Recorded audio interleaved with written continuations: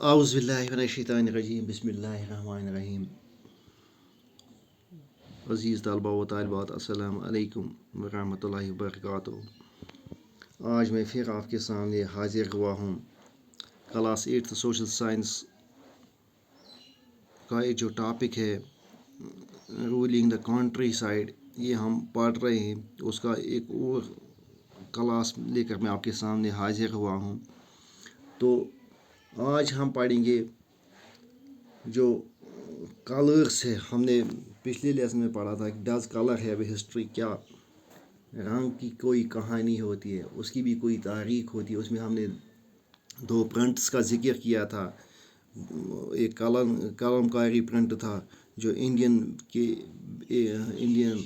آندھرا پردیش سے ایک پرنٹر تھا، ایک ویور تھا، اس نے بنایا تھا. دوسرا تھا ولیم مورس کا جو فیمس پوائٹ تھا، اس نے ایک پرنٹ بنایا تھا کاٹن پر.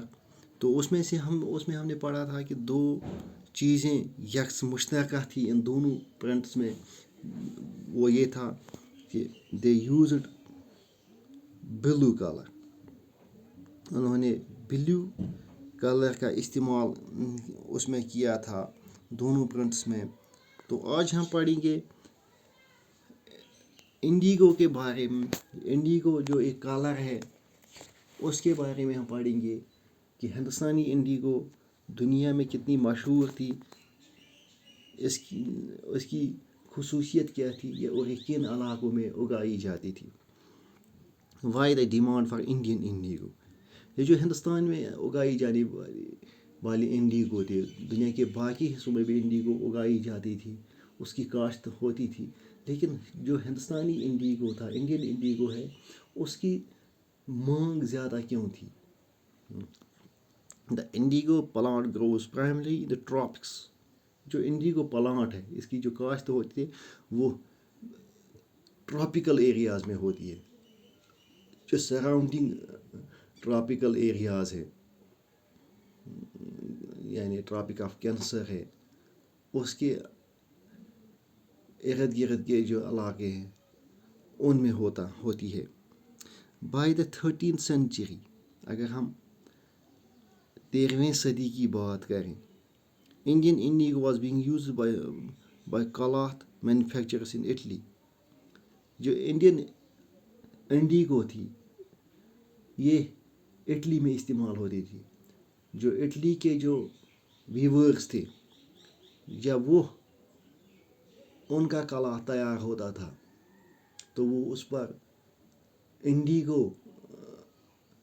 انڈین انڈیگو کا رنگ دیتے تھے. وہی انڈین انڈیگو اس کو رنگنے میں استعمال کرتے تھے. France and Britain dye cloth. However, only small amount of Indian indigo reached the European market and its price was very high. البتہ اس زمانے میں جو انڈین انڈیگو تھی وہ کم یورپین بازار پہنچتی تھی، لہذا اس کی جو مانگ تھی وہ زیادہ تھی، اس کے ہائی پرائسز تھے. European cloth manufacturers therefore had to depend on another plant called wood to make violet and blue dyes.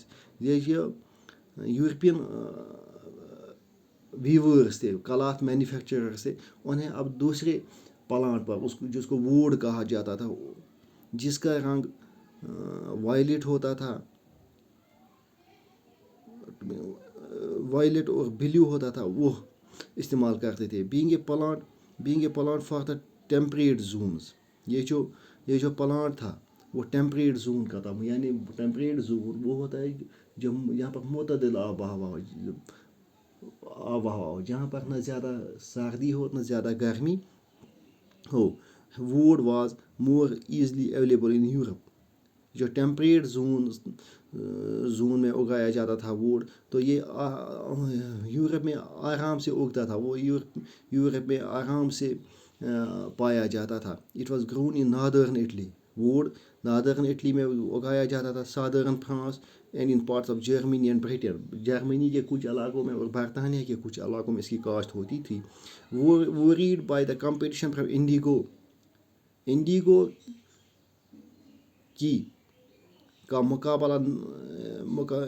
کے مقابلے سے خوف زدہ ہوگا. جو wood producers تھے یورپ میں pressurized their governments to ban the import of indigo. وہاں کے جو wood producers تھے جب انہیں خدشہ لاحق ہوا کہ انڈیگو کی جو ہائی پرائسز ہے, انڈیگو کی جو زیادہ مانگ ہے, اس سے ان کی کاشت پر اثر پڑے گا, تو انہوں نے کیا کیا, انہوں نے وہاں کی سرکار کو پر دباؤ ڈالا کہ آپ انڈیگو کی آمد پر پابندی لگا دیں, کہ آپ یورپین مارکیٹس میں انڈین انڈیگو پر پابندی لگا دیں. کلر ڈائرس ہاو پریفرڈ انڈیگو ایز ڈائی. یہ جو کلر ڈائرس تھے انہوں نے انڈیگو کو رنگ کے طور پر پریفرنس دی. Indigo produce rich blue colour. یہ جو انڈیگو تھا اس میں ایک عمدہ بلیو رنگ آتا تھا. whereas the dye from wood was pale and dull. یہ جو ووڈ تھا وہ پیل اینڈ ڈل تھا, اس کا زرد اور کیا کہتے ہیں اس کو, ڈل رنگ تھا, یعنی کہ اس میں زیادہ چمک نہیں ہوتی تھی. جبکہ انڈیگو کی ڈائنگ ہوتی تھی تو اس کپڑے میں چمک ہوتی تھی, ایک الگ قسم کی لک ہوتی تھی اس میں, جبکہ ووڈ کے رنگ میں وہ نہیں ہوتی تھی. By the 17th century European color producers pursued their governments.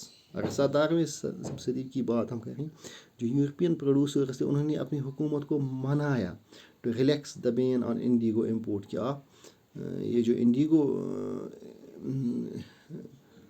Indigo کا جو کا کاروبار ہو رہا ہے تو آپ اس پر جو پابندی لگا دی اس کو آپ کم کریں. The French began cultivating indigo in Saint Domingo in the Caribbean islands. جو فرانس نے اب کیریبین آئیلینڈس جو تھی اس کی, وہاں پر انہوں نے انڈیگو کی کاشت کرنی شروع کی. دا پرتگیز ان برازیل, پرتگالیوں نے برازیل میں شروع کیا. Indigo the English in Jamaica and the Spanish Venezuela. تو یہ جو اب یورپین کنٹریز ہیں انہوں نے خود انڈیگو کی کاشت شروع کرنے کی اپنے اپنے ملکوں میں, اپنے اپنے علاقوں میں. Indigo plants also came up in many parts of the North America. اب یہ جو انڈیگو پلانٹیشن اب وہ نارتھ امریکہ میں بھی اس کی کاشت اب ہونے لگی. By the and of the 8th century, اگر ہم 18ویں صدی کی 18th century کی آخری حصے کا ہم ذکر کریں, 18ویں صدی کے آخر میں, the demand for Indian grew further. ہندوستانی انڈیگو کی جو مانگ تھی وہ زیادہ سے زیادہ بڑھنے لگی. Britain began to industrialize its own cotton production expand dramatically.